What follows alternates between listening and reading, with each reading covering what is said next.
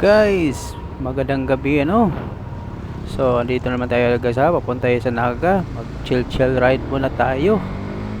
Since sa gabi walang drone, so magdadrive muna tayo sa motorsiklo natin na CBR 150.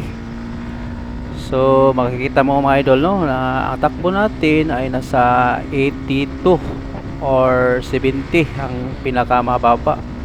So dito sa Naga idol, medyo matraffic, so di kailangan ng malalaking motor idol So hirap talaga bumili ka ng mga motor na malalaki CC. So dito kasi maraming mga driver na maloloko.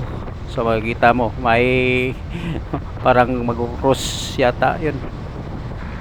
So dito idol, pa-chill lang tayo since yung asawa ko inutusan ako na pupunta sa Naga na mabili ng pagkain or ulam para sa aming makakain ngayong gabi. So makita mo sa dulo mga idol, parang may makita mo na checkpoint. So pakunti-kunti lang yung paandar ng motor na ito idol So mga idol so make sure lang na dala na ang inyong rehistro ng motorsiklo nyo, at saka huwag kalimutan magdala ng driver's license since PG yung naka-checkpoint doon.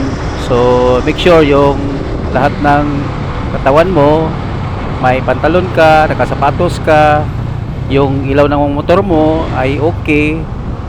So both left and right, at saka yung tail light mo ay nagpa-function, at saka yung headlight mo mga idol. So make it sure idol yung motorsiklo